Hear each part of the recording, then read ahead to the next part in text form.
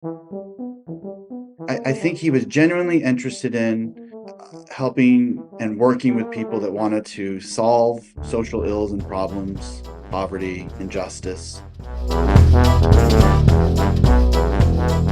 You're listening to Good Faith Weekly. I'm Mitch Randall. And I'm Missy Randall. We're here each week exploring the intersection of faith and culture. We find people who stand up, speak out, and step forward for inclusion, freedom, and justice for all. It's time for Good Faith Weekly. Brought to you by Good Faith Media. Welcome to Good Faith Weekly. On this episode, Missy and I are going to catch up, see what's going on in the week, and then we are dedicating this week's episode to really a modern-day saint. Last month, we lost Tony Campolo, and he has left a large hole in the progressive Christian world, and we miss him dearly.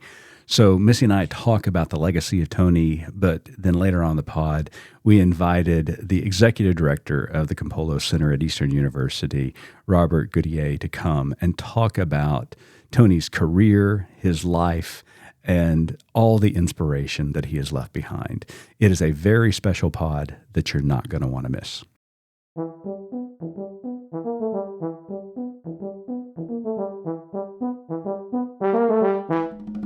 Hello there, Missy. Hey, how are you? I'm well, and you?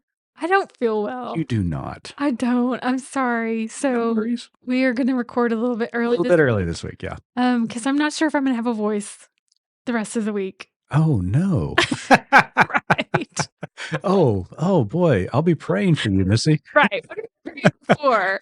Mum's a word between me and my God. Every year about this time, this happens and I lose my voice, and I do think it's your favorite week of the year. Each and every year. Yeah, I've got songs about it that you can't sing. I can't sing. I know Mariah gets very sad every year this time when I can't sing. Can't hit that high note. Sorry. Can't hit the high note. But anyway, so yes, last night we were just eating dinner and it kind of hit me all of a sudden. My throat started hurting and I just thought, oh, maybe it's just dry in the house. And by about 10 o'clock at night, I thought, no, here we go. Yeah. I'm coming down with something. Right. And normally I would wait a couple of days to figure out, is this like just a cold or sinuses or is this something more? Mm-hmm.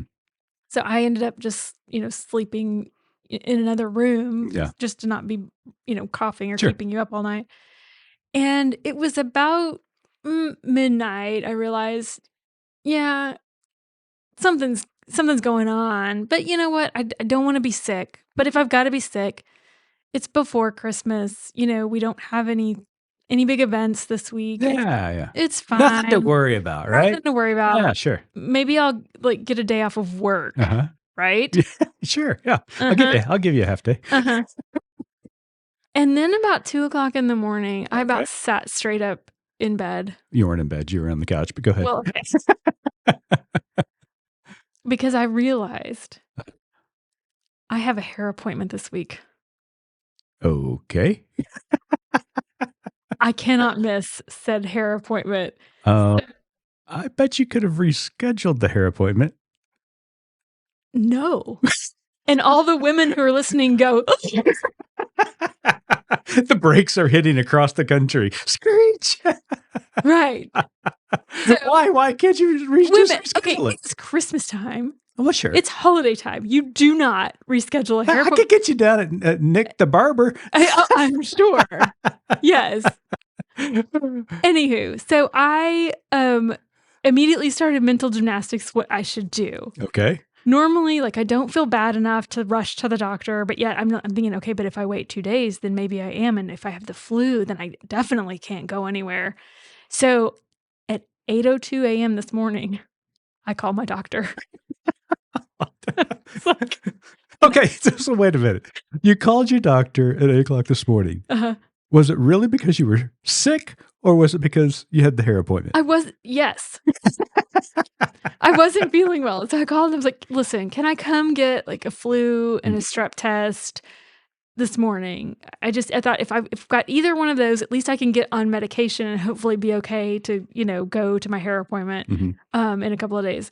So they were like, okay, of course I didn't tell them that at the time. So they said, okay, you can come in at 9 or whatever. So I wake up, tell you, I'm sick. I'm going to the doctor. And you just are like, woof, like the smoke. I come out the door, run to the doctor and check in. And everybody's kind of like, well, I mean, we get that you don't feel good, but you don't seem that miserable. I mean, this is just a look I'm getting from everyone. And so it's like, no, you don't understand. I have a hair appointment. At which point all the women in the office are like, follow me. How many guys are in the waiting room that just got shoved to the back of the line because of your hair appointment?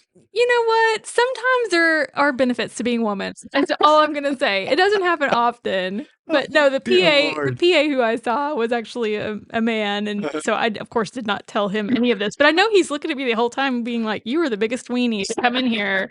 He's like, "Yeah, your throat's a little red." But anyway, so all of that came back. Flu, COVID, strep, it all came back negative. Oh, and good. so I shall be able to go to my hair appointment, albeit I will, just in case you're wondering, I will double mask and protect everyone from any sort of, if this is like a cold or whatever. And in a couple of days, I think I'll be better. Wow. You can't risk these things. No. So that was a copay well expensed. Right. And so, because I'm at an age where, I'm not going to comment on that at all. Go ahead. Not only do I have roots that need to be dealt with, Mm-hmm. but if you'll remember, about 4 weeks ago, there was something drastic that occurred in your life. That happened. We had this little election. Yeah, and you had a reaction to that. I had a response. And so my response was to go and get bangs. Yes, you did. Which I did not have before. And again, protest bangs. Protest bangs, yes. All women listening are going to understand this. If you don't go to get them trimmed about every 4 weeks, you run the risk of getting frustrated and cutting them yourself. You look like a kindergartner when you do. I mean, you've seen my teenage pictures, right? I have. Do not do that again. So it's like I cannot risk this temptation because we can't go back to 1992. No, we can't. Can't do it. Not going back. So anyway, it just hit me today. I'm like, you know what? All of this, all of it, the copay, the hair appointment, it's all Donald Trump's fault. Amen, sister. Oh my gosh, I agree with you 100%. I wish so much that only first world problems were his fault, but I have a feeling this is just like easing into all of it. Exactly. Yeah, so there's first world overall, problems. I'm glad you're not horribly sick. I'm glad that you're going to get to your hair appointment, and I will be praying for your voice. I bet you will. I bet you will. But moving on, we've got a really special pod this week because we are wanting to take some time to remember an incredible person of faith, and that is Dr. Tony Campolo. Right. So probably not the best episode for me to talk about my hair work. Oh, I think he would have loved that story. I've got to think of a theological tie-in somewhere. Dr. Campolo, if you're listening, if you're out there, I will think of some sort of theological tie-in because that was absolutely ridiculous. No, he would have loved that. I mean, he was a comic, a stand-up comic and preacher at the same time. So he would have loved that story. What's funny is that I'm venture to say most of our listeners know exactly who we're talking about. Yeah. He's just a prophet among us, just an amazing preacher.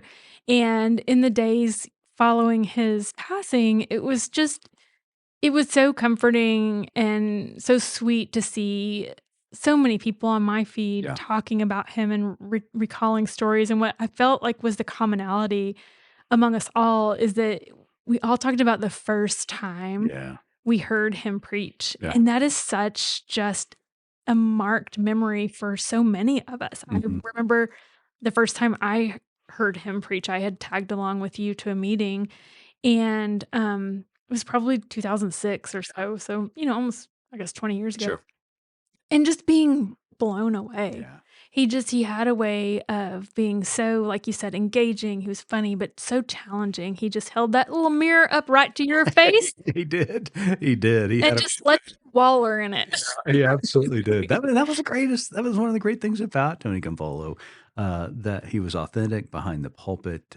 He was exactly the person behind the pulpit that he was when you had a cup of coffee with him and were talking with him. But he had that incredible ability to take that authenticity and turn it on you to make you be authentic to yourself as well. So that's one of the things I really did appreciate about it. Yeah, and one of our friends, or I mean, a couple of our friends really expressed the same thing, but one in particular was talking about the first time he heard Dr. Campolo preach and said he was sitting in the second row behind his pastor. And he said, about halfway through, his pastor just had his head in his hands and he said, just shaking his head that just, how am I going to clean up this mess?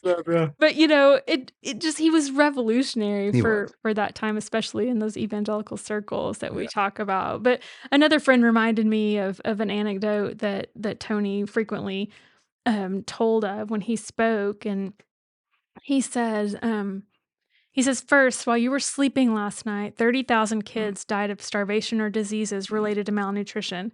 Second, most of you don't give a shit.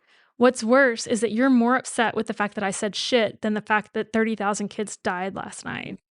And I think about that, and I know in this day and age, language has gotten a little more acceptable. But 30 years ago, that was huge. So not only do I appreciate the point that he was making, but I also really appreciate Dr. Campolo paving the way for us to be able to say shit in church.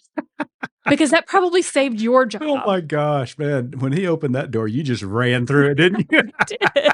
But like I said, he just had such a creative way of making a point. It makes you understand the point, because we grew up, in our early childhoods during a time where the priorities were a little bit mixed up. Sure. And it was more about the performative instead of what are we really doing? Yeah.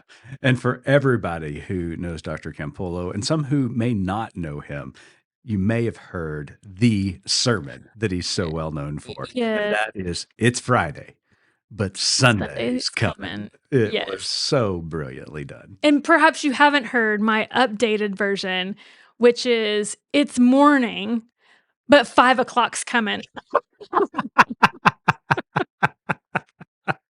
You can look for that one on YouTube at some point. Oh my gosh, that is terrific. Well, when we got the news last month of Tony's passing, you and I looked at one another and we knew that we had to have one of our good friends and colleagues on the pod to talk about the legacy of Tony Campolo.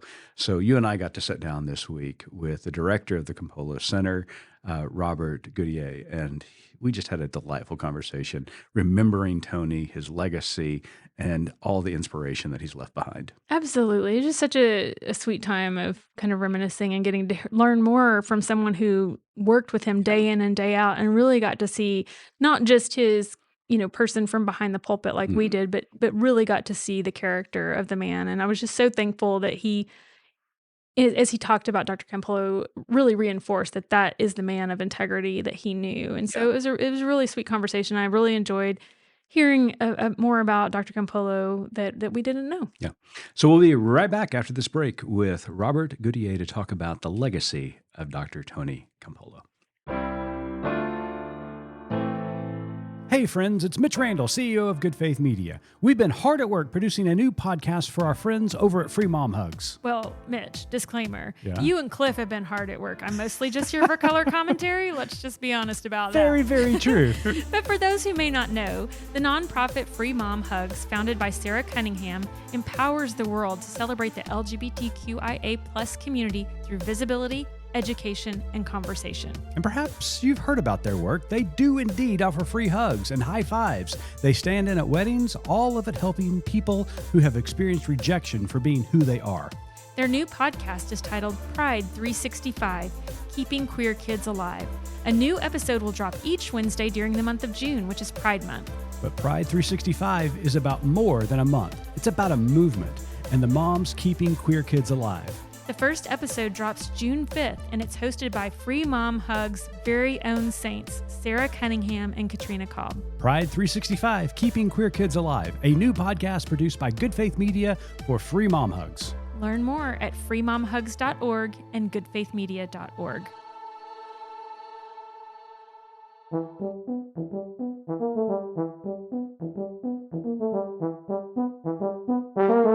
Welcome back to Good Faith Weekly. On today's episode, we are honoring Dr. Tony Campolo. Dr. Campolo was a professor emeritus of sociology at Eastern University and a former faculty member at the University of Pennsylvania. For 40 years, he led the Evangelical Association for the Promotion of Education, an organization he founded to create and support programs serving needy communities. More recently, Dr. Campolo provided leadership for the Progressive Christian Movement, Red Letter Christians, and for the Campolo Center for Ministry, a program that provides support to those the church has called to serve full-time ministry. Dr. Campolo passed away last month, leaving a very large hole in the progressive Christian community. Joining us today to remember Dr. Campolo is Robert Gauthier. Robert worked alongside Dr. Campolo for years, first serving as the managing director of EAPE and currently as the executive director of development for the Campolo Center for Ministry, which was founded by EAPE and Eastern University to fulfill Tony's vision for Christian leadership development and church renewal. Robert, welcome to Good Faith Weekly. Thank you. It's so good to be with both of you, and I appreciate your invitation and remembering Tony and giving me an opportunity to reflect on his life and legacy. Absolutely. Well, then let's begin there. We first want to express again our condolences to you, as we know you guys were very close. So I'd like to just let you tell us a little bit about how you met Dr. Campolo and your relationship with him. Yeah, thank you. So I, was sort of my formative years of college, and I was in very conservative evangelical circles, and so it wasn't until later in my my mid-20s where I even learned about Tony. Mm-hmm. And I ended up attending.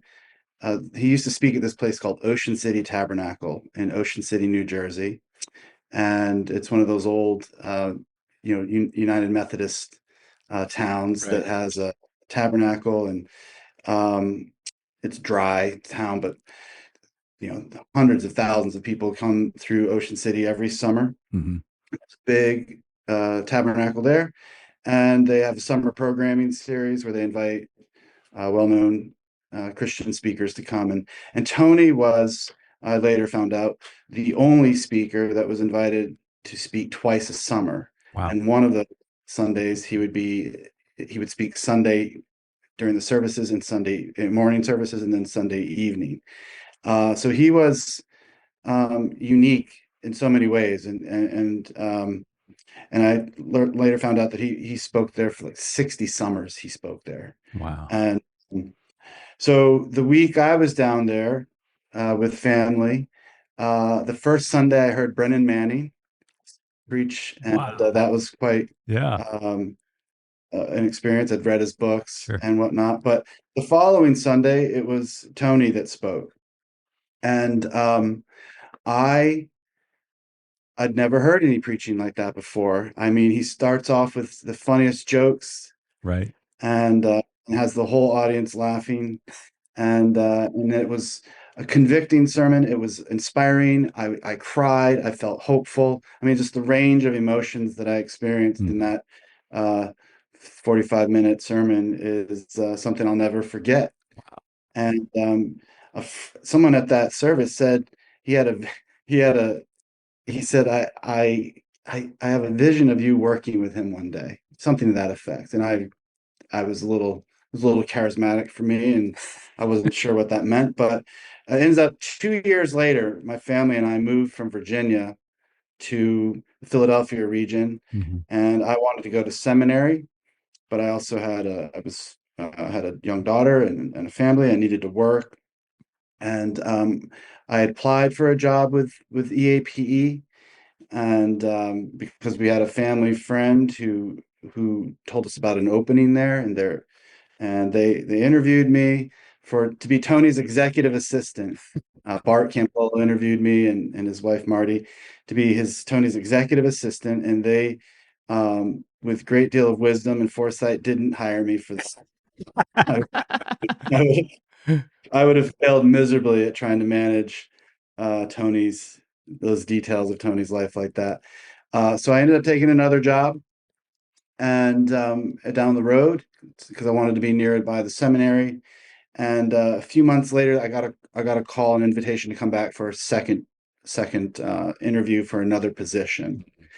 And that was the time when I actually met Tony and Peggy. Yeah. That was the next stage of the um, interview process, and I think there was a little bit of suspicion because my undergrad was from Liberty University, and even though I had undergone quite a bit of a process of deconstruction and um, periods of doubt, cynicism, and skepticism, I held on to my faith and was sort of trying to figure out a more positive construction of what that was. Right. And having read Tony's books to prepare for that interview, I really, he resonated with me deeply and provided sort of an alternative to the kind of world I'd been immersed in for quite a while.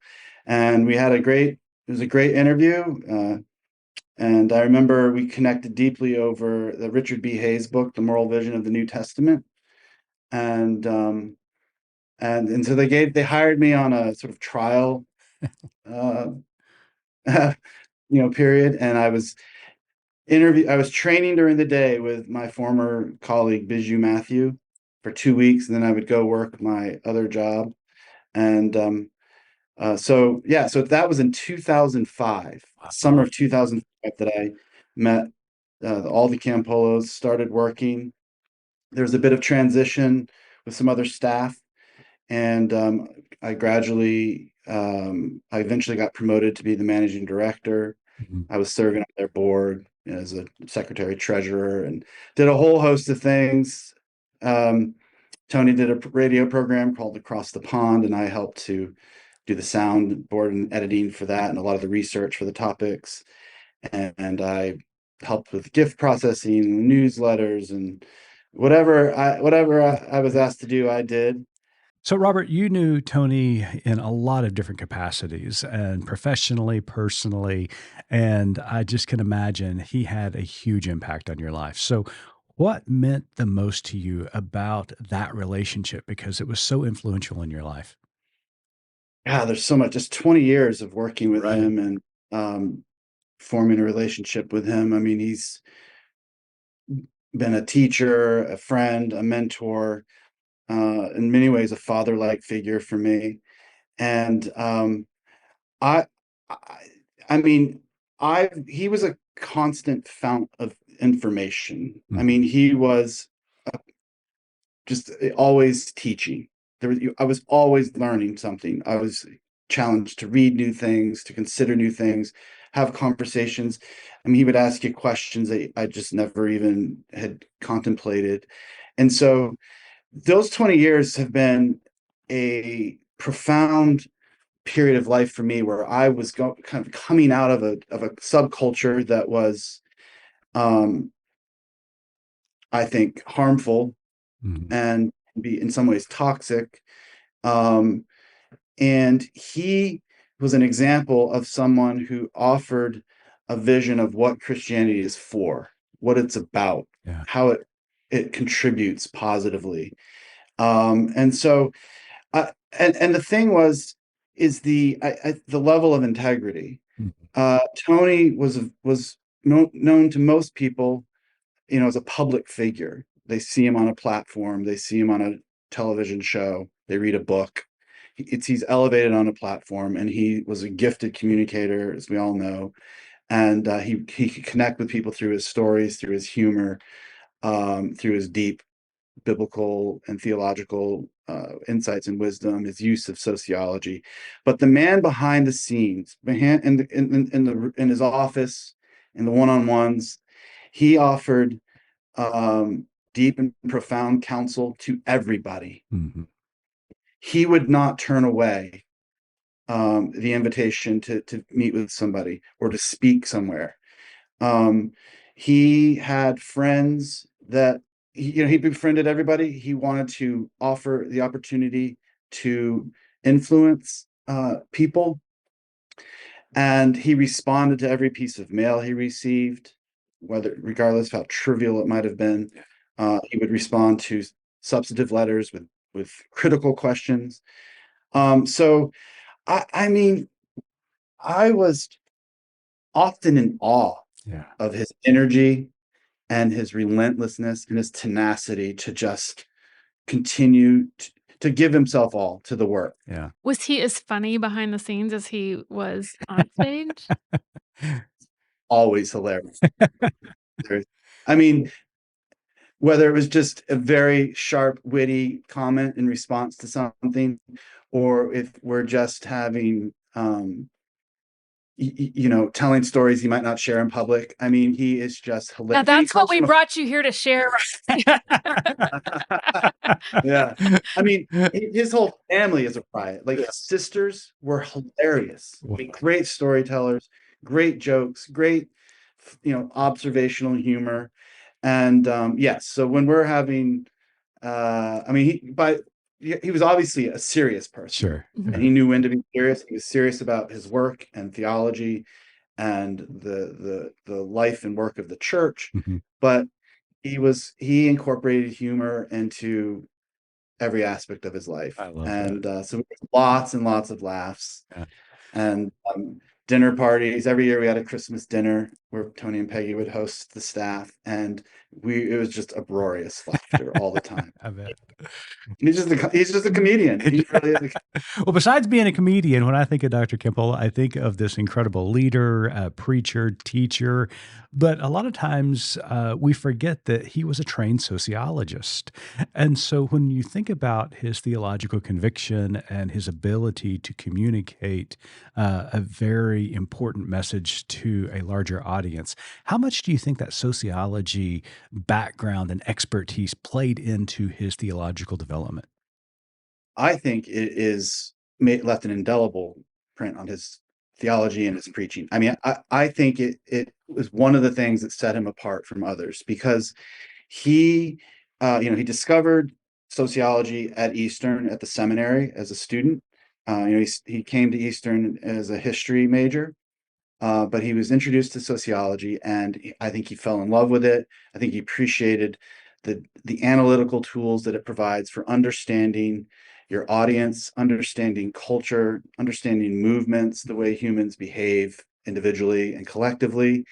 And so I think the way that sociology informed so many other disciplines, I think it informed his um, theology and his preaching, because I think it helped him to understand the audience that he was speaking to, Yeah. which was varied. Yeah. And so I think he was able to see things coming, that he could identify trends and developments before they happened, and he could anticipate these things. Mhm. And I think he knew the way humans worked and was able to craft his sermons to respond to the audience in front of him. Yeah. And you could see him adjust on the fly. Yeah. He was You know, brilliant at that. Just brilliant. yeah, yeah. So sociology was incredibly important uh, tool for him, and that he relied on all the time, Yeah. uh, and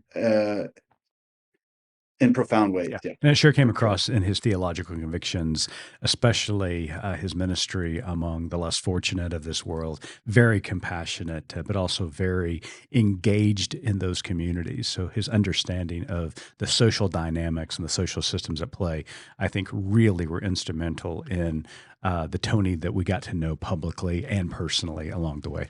So, Robert, I just learned about something recently in reading about Tony since his passing, and it was a hearing, a heresy hearing he had to take part in 1985, which was sparked by several allegations centered on his book, A Reasonable Faith. Do you know much about that? Can you fill us in on what happened? Yeah, I can share some of what I know from that. So he wrote A Reasonable Faith. I believe that was a book that he wrote primarily for his students at Penn. Hmm. So non-Christians, people of other faiths, people highly critical of theistic ideas. And so it's one of his more scholarly books, but in it, he talks about the, that we're being image bearers of God, that there's a part of God within us. And it poses a problem for a notion of hell. And so there were there was Campus Crusade for Christ Yep. had, Yeah. that's the Bill Wright, right? Yep. Yeah. Campus Crusade for Christ had like an academic arm where there were staff that would review books and materials, Right. and they were highly critical of this book. And which was one thing. I mean, Tony was used to criticism and receiving critical feedback from friends and foes, I guess, for the work he was doing, the books he wrote, sermons he preached. But they went a step further, and they began contacting places where Tony was scheduled to speak and warning them about having a heretic come and be influence their congregation, their students. And so that's where that was sort of escalated the conflict, and it was jeopardizing Tony's, I guess, income, because he lived off of speaking. That was part of how he supported himself and his family. But for him, it was an affront to his ministry, because he, of course, think he was heretic, and he was trying to engage the church in the ways that we know he did. And so that precipitated his good friend, who is a very established attorney, from saying, we need to address this. And so that's when they reached out to the Christian Legal Aid Society, Right. and who facilitated this trial that was in Chicago. And so he was there. He really had to defend himself. His friend Jim Sweet helped facilitate it, helped to sort of dictate the terms of how this trial would take place. And he was there to counsel Tony along the way. But Tony was sort of in the hot seat, being grilled by a panel of four, evangelical theologians, Christian leaders. And So what happens in a modern day heresy hearing? What was there a verdict? Was there like where do you go from there? Yeah. Well, there was a verdict in the sense that the ruling was, and I won't be able to give you the precise language, but there is precise language that's available. The ruling was that he was not considered unorthodox. He was considered to be careless with his word. Had a big impact on Tony, didn't it? I mean, because he lived in the evangelical world. He considered himself an evangelical in the classical sense of evangelicalism. And so this really had quite the impact upon him personally going through this trial. I mean, it really was a significant moment in his life, a turning point, if you will. It certainly was, because that was Tony's audience for so long. He was a Baptist who was clearly within sort of the evangelical framework. He was a pioneer in terms of advocating for justice and care for the poor, and this, I think, taught him a lesson, and that he realized that one of his roles from then on would be to be a critic from within the church. He understood he had a critical role, a prophetic role to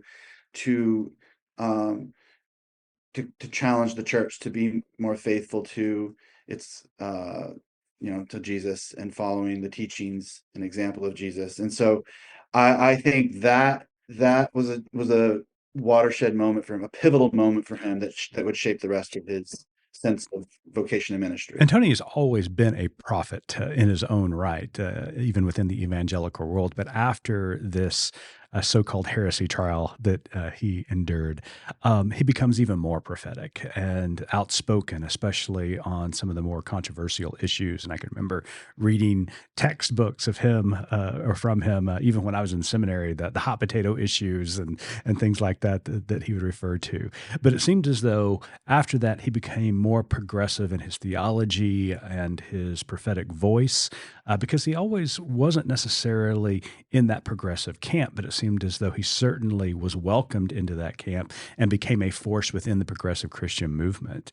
But I can remember him telling a story about, and all of us, who came out of that evangelical world had issues that we have evolved with over time. One of those was the welcoming and affirming of our LGBTQ brothers and sisters. And he told a story about how he came to the conviction that, yes, they are equal in the eyes of God and should be welcomed in society and the church. But it wasn't necessarily him. It was Peggy that kind of pushed him on that issue, right? Peggy had a profound influence on Tony. I mean, she was in some ways his critic. I was going to say, she was the prophet to the prophet, right? She was. She was. So I don't want to be given a hard time about that anymore. You are the prophet to the prophet. I mean, I preferred the critic word. Oh, the critic. But do you want to call it prophet? That's fine. Yeah. Go ahead. Yeah. Yeah. I mean, Peggy certainly had a profound influence on him. I mean, she was an example, not just to him, but to, I mean, she was way ahead of her time for the evangelical circles, advocating for the inclusion of the LGBTQ community in the church. And the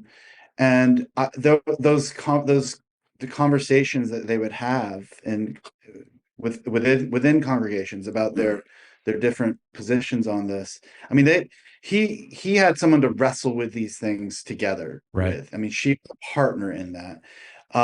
But beyond Peggy, I mean, Peggy, I think, was a major influence. But Tony had lots. He befriended lots of people in the LGBTQ community, and he respected them. He loved them. They loved him. I know that the story that he would always tell me was that when he was a student in school, he had a friend who was gay, and Tony was a popular student body president, that sort of thing, athlete. And he had a friend who was gay, and who was harassed by other boys in the locker room. And Tony didn't speak up for him, didn't intercede on his behalf, and that kid ended up hanging himself. And I think Tony has lived with that guilt of not being an advocate for someone. And so he took seriously this, he understood the risks to vulnerable people.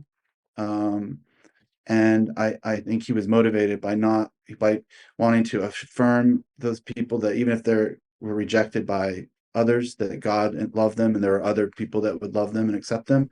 And so I think he was deeply committed to that from his own experience. Yeah. And then the influence of Peggy and others, but he wrestled deeply with the scriptures and with the books that were written by all different sides. I mean, he came to it by working through it. Sure. And he really did. And that's what I appreciated about Tony, is that he was honest about those struggles and those conflicts within his own theology and his practice of his faith.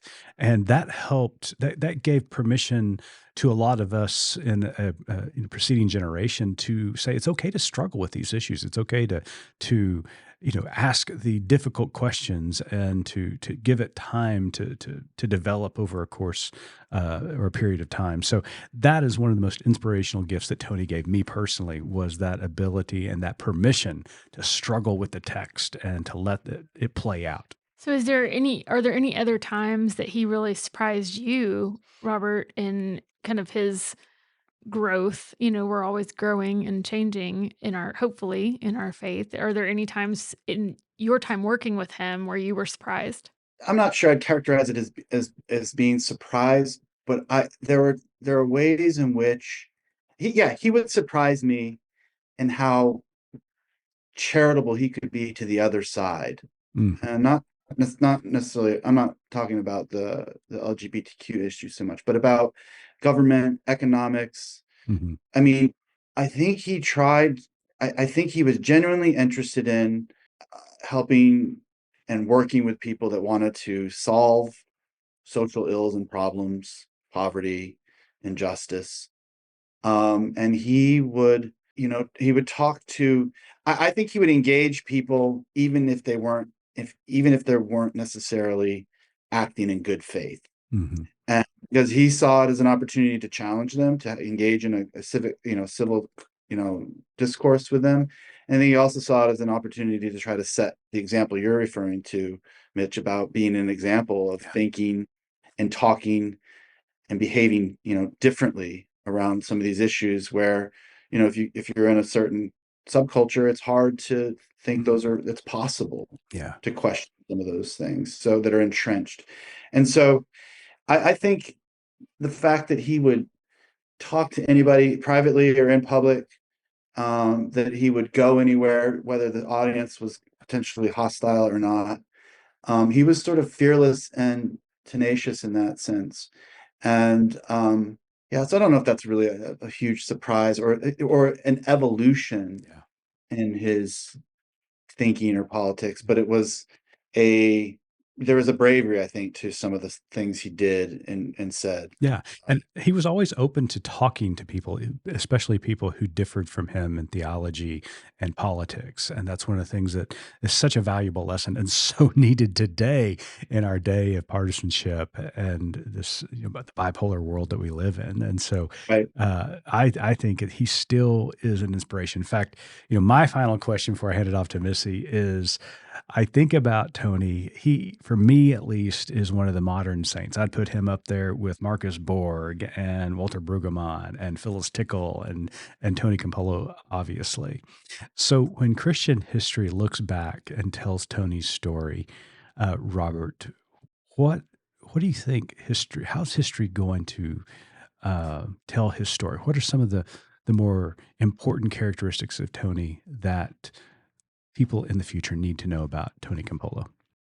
I think that Tony will be remembered as someone who took Jesus very seriously, but was able to preach to a church Mhm. that maybe saw Jesus in a light that was distorted because of their ideologies that maybe got in the way and could have skewed the way they read scripture or the way they viewed Jesus. And so I think Tony was very effective at bringing to life, you know, uh, a Jesus that taught and preached radical things, and that there was, and it was an invitation to follow Jesus and do these things. That you could see, he was a very hopeful message, like that following Jesus isn't being like a doormat. It's following Jesus as an opportunity to make a profound influence in the lives of other people. And he had great stories to tell about those measurable impact. The kingdom of God is coming to earth, and we're a part of that. That Mm. it's the invitation is to participate in God's work. Yeah. And that when you look at 1 million homes built by Habitat for Humanity, that's God at work. When you look at the hundreds of thousands of people that are able to have access to clean water, that's the church doing the work of God, being the hands and feet Mm. in the world. And so when the way that education changes people's lives or jobs, so he was someone who he wanted to make sure people understood there's one thing to believe in Jesus, and there's another thing to follow Jesus. That there are the ideas, the theory, and there's the praxis, and that really they can't be separated. That what we do is who we are, and that is the task of the church, is to live as consistent as possible, to approximate Jesus as the challenge of Jesus' call, invitation Yeah. to pick up the cross and follow. So we're all very flawed. Tony was flawed, but he sought to follow Jesus the best he could, and he encouraged and invited the church to do so.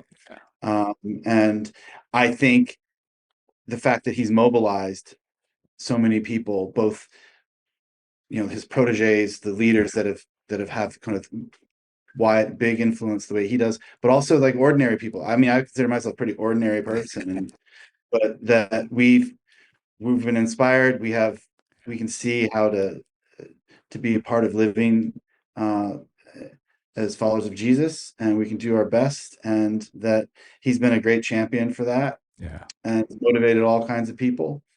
and the ripple effect will continue. Absolutely. Um, Well, Tony Campolo will be missed tremendously, not only by his fellow Christians, but with people all across the world, people of different faiths and no faith, because he was that kind of influence upon the world. And we greatly are going to miss him, but we celebrate his life. We're excited about the future of the Campolo Center for Ministry and your leadership there at Eastern University. And we want to thank you so much for joining us, Robert, this week on Good Faith Weekly. But before we let you go, we've got one last question that Missy asks all of our guests. So I'm going to let her ask it. So, Robert, as you know, our tagline at Good Faith Media is "There's more to tell." So, in light of your work and our conversation today, what is your more to tell? Such a great tagline and a great question. Um, I think that because of Tony's example and the way he's inspired people um, to give, that there are going to be hundreds and hundreds of more stories to tell Mm. of in their own individual way of declaring and living out the good news um, in all different places, all different sectors of society, in the church and in business and hospitals. People will continue to tell the story of Jesus and the good news, and it will be an echo of the message that Tony has been able to, that he's dedicated his almost 80 years of doing. And so I think there's going to be, through the Campolo Center and the Campolo Fellows and our students, but through all the people that have heard him that I don't even know about. I don't even know these people that will carry on and be an echo of that good news that Tony was such a champion for. He had a big platform for it. Not everybody has the same platform, but in our own small communities and our own maybe larger communities, there are just many more people that will continue to tell the good news, and it will be an echo of uh, what Tony preached for so long. Well, that is a beautiful way to end our tribute this week to Dr. Tony Campolo. Robert, thank you so much for joining us. So we will be with you and the Campolo family in January for this celebration of life service near Eastern University. We are honored to be there and look forward to all of the incredible stories that we hear about Tony. He continues to be an inspiration, and will be an inspiration for years to come. And again, at Good Faith Media, Robert, we express our condolences, but also thank you for the legacy that you're keeping alive of Tony Campolo. Thank you very much. It's been a pleasure and joy to be with you, and I love to talk about Tony.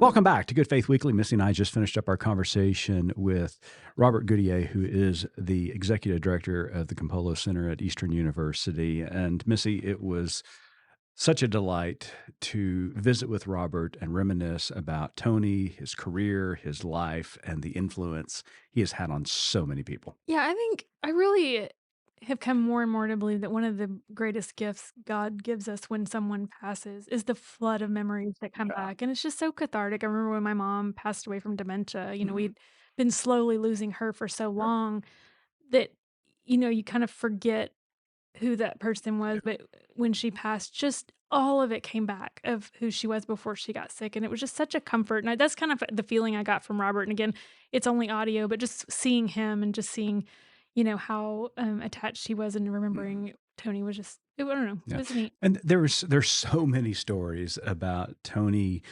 challenging the norm, forcing you to look at yourself, examine your own theology, and become more compassionate and loving within this world.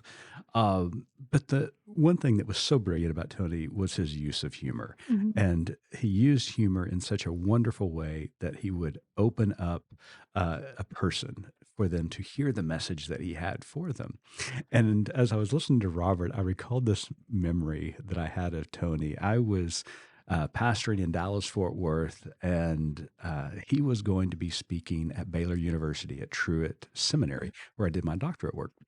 And so I thought, I got to go hear Tony speak. Right. And so I get in the car So I get in the car, drive an hour and a half down to Waco, sitting there in the chapel, and he comes in, and the place is packed. I mean, Mhm. packed. I mean, not only seminary students, but college students, professors, local clergy, and leaders around the area. And so he gets up and he thanks everybody for being there, does the welcome and greeting thing. But then he takes a special moment and he says, I really want to thank my student driver who brought me from Dallas Fort Worth Airport down to Waco today. And everybody's going, okay, that's That's nice. sweet, Yeah, yeah. it's sweet that he points that out. He said, we just had a delightful time in the car, and he was so good at his job that he got me down here a little bit early. So I asked him to take me around the university. So we drove around Baylor University, and he's sitting there telling me all about all of these new buildings that were being built at Baylor and the academic accolades and honors that the university was Mhm. receiving and everything that he was studying and learning. And he was So ready to the change the world. picture perfect campus Picture. tour guide. Oh, Okay. 100%. And then so Tony's looking at this young man who's sitting right there, again, in this huge crowd. And he said, as he was telling me all this, I just kept thinking to myself, do you not see all the beautiful women on this campus? And of course, the student got red as a beet, but the entire crowd just burst out in laughter. He was so funny. And then, of course, he went on and just, preached an incredible message that day. But he just had that ability of using humor uh, to open you up. And I just love that It about him. just brings it back down to, Yeah, yeah. like, Yeah. earth, Right. to everyone, something we 100%. can all relate to, right? 100%. 100%. Yeah, he was great. So I really just appreciated my experiences that Yeah. I've gotten to hear him, and I especially appreciated Robert, and I wanted Oh, to, yeah. like, take a hard pivot from talking But about that's what Tony did. He would make you laugh, and you're sitting there crying in laughter, and then 10 minutes later, you're crying again, but because of this poignant point that he makes, and so right. that's what we're doing here. I Yeah. think to sum that up is he's great at allowing you to become vulnerable Mhm. to hear what he had to 100%. say. Yeah, He absolutely. disarms everyone in the crowd, Yeah, and is you're able to really think about what he says. But yeah. something Robert said, which I'm not sure if this came from Tony or if this was just something that he kind of said on the fly, but when he was talking about at the end about Dr. Campolo and his kind of theology and his ethic, and he said, there's a difference in believing in Jesus and following Jesus. And that just Hit you between the eyes, it didn't it? hit me because I thought that he just put to words so much of what I think we hear from people that we encounter who are in the process of deconstructing and in the process of reevaluating faith and what we've been taught and grown up with in culture versus what do we want that to become now. And I think it expresses what you and I have talked about. Growing up, it was so much about what do you believe? Mhm. What do you believe? We have the Methodists over here who believe this, the Baptists believe this, the Catholics believe this. And of course, as good Southern Baptists, everybody else believed wrong, Mm, right? right. So we believed right. Mhm.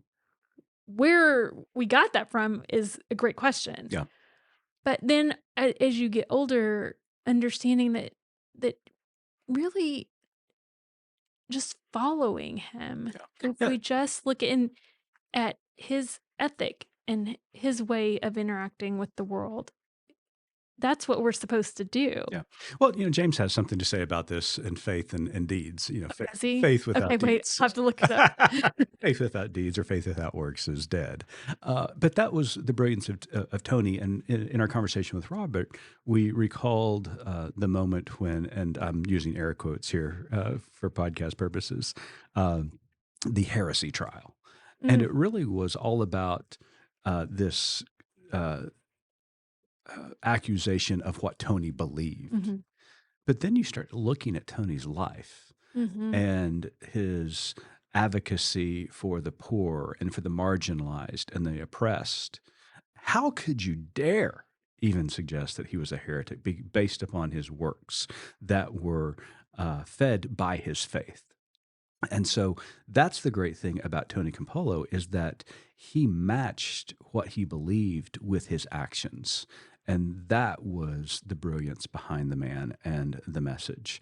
But you're so right that we grew up in a world where it was all about belief. It was all about, there was this It disconnect. was a purity test kind of But there was situation. this disconnect between what you believe versus what you did. And guess what, Missy? That has ratcheted up to the nth degree today, because there's a lot of talk about Jesus. Well, I take that back. There's not a whole lot of talk about We've Jesus. pretty much stopped talking about him. Yeah, there's a lot of talk about Christian and Christian belief and Christian nation. Christian nation kind of thing. Very little talk about Jesus, and even less about doing what Jesus actually did when he was here. Well, and that's funny because that's the other thing, the other note I had jotted down along with there's a difference in believing and following is what we do is who we are. Yes. And I just think, again, Maya Angelou's famous for when someone, shows you who they believe them. And I just think this is a different kind of take on that. What we do is who we are. Mm-hmm. And that Tony Campolo did and was and will forever impact how we view being a follower of Jesus. Yeah.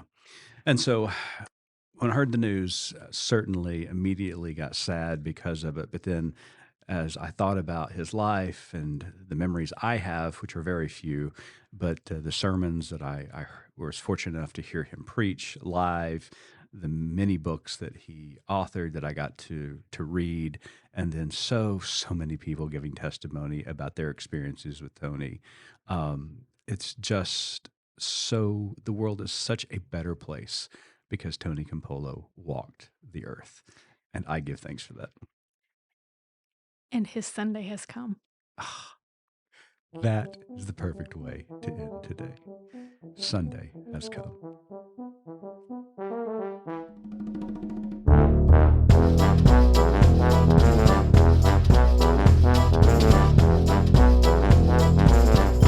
You've been listening to Good Faith Weekly, hosted by Mitch and Missy Randall. This weekly podcast from Good Faith Media discusses matters of faith and culture. Subscribe wherever you get your podcast and give us a like and a glowing review. We produce the podcast out of Norman, Oklahoma. Our music comes from Pond 5. And we're supported by listeners like you. Learn more about us at goodfaithmedia.org.